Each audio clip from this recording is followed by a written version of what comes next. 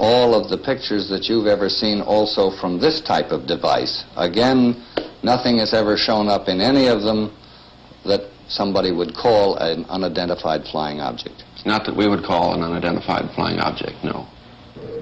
Since there are no bogies on radar that can remain unknown for long, and there is no photographic evidence, let's go farther out. The expanding knowledge of what lies beyond our planet has made it respectable to speculate about the possibility of life elsewhere. But that knowledge also makes it more difficult to conceive of interstellar space vehicles. Instrumented space probes like Mariner, flying by Venus and taking pictures of the surface of Mars.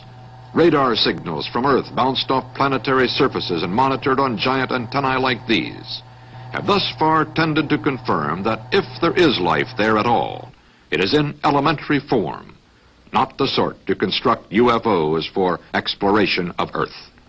As for what lies beyond our planetary system, it's well to remember that our sun is a tiny star placed near the edge of our galaxy, the Milky Way.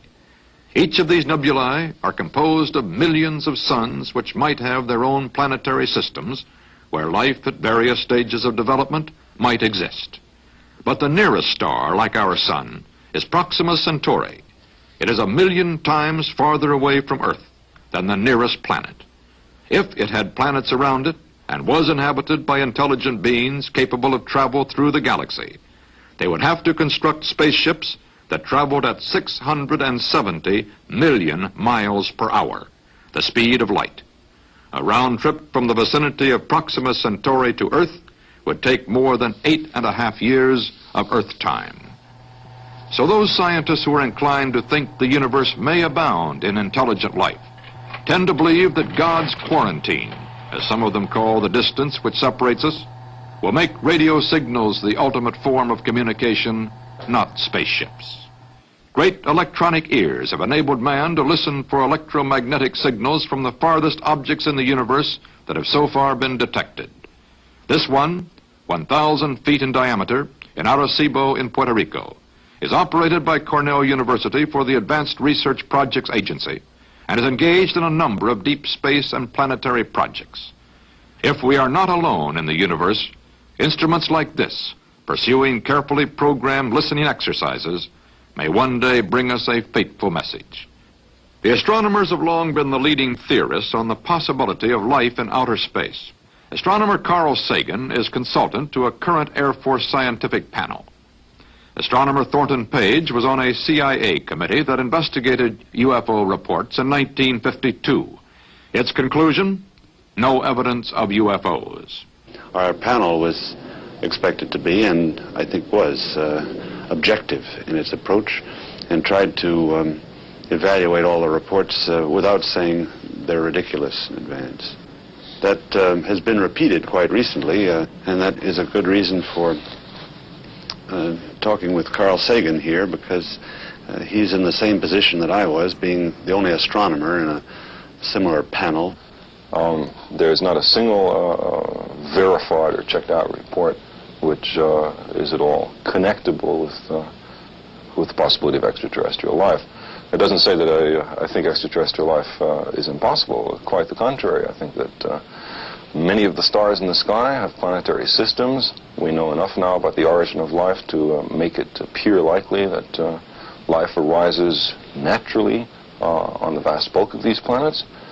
It's possible, but by no means certain, that life on many of these planets evolves into beings which are as advanced as we, or more advanced.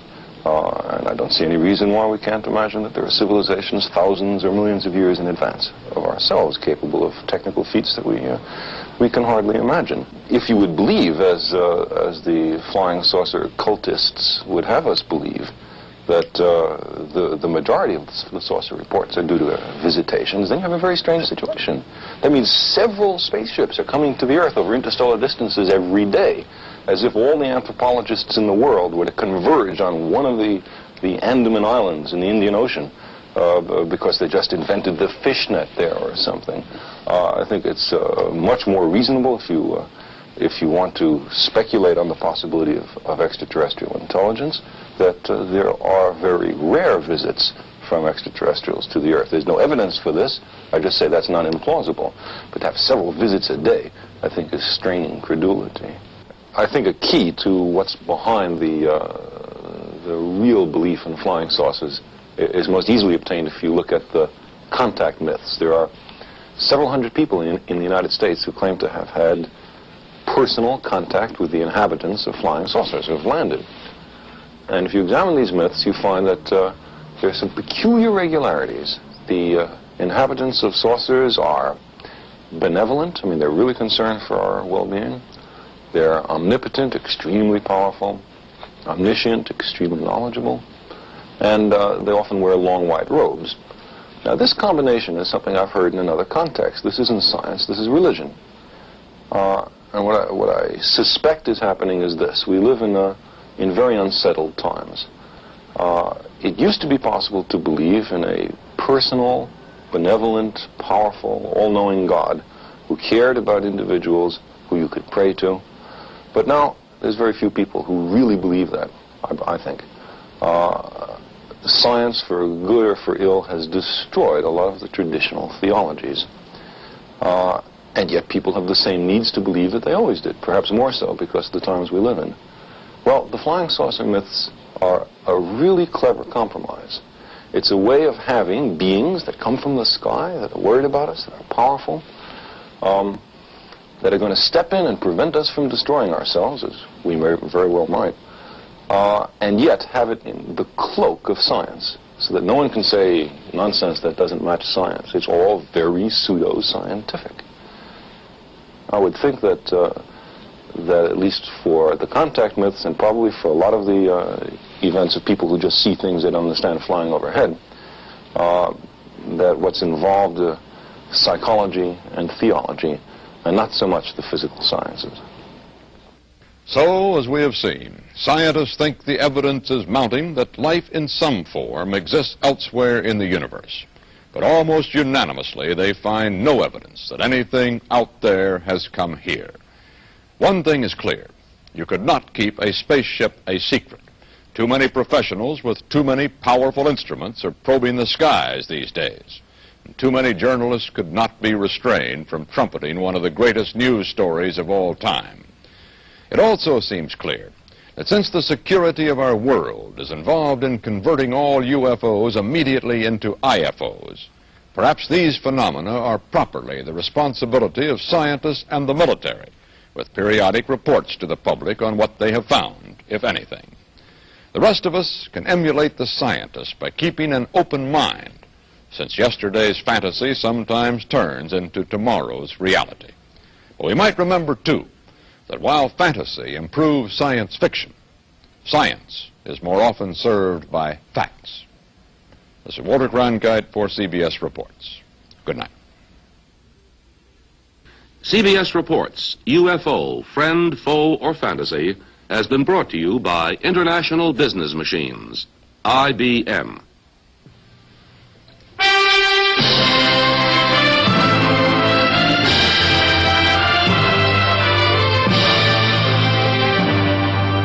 CBS Reports, UFO, Friend, Foe, or Fantasy was filmed and edited by the staff of CBS Reports under the supervision and control of CBS News.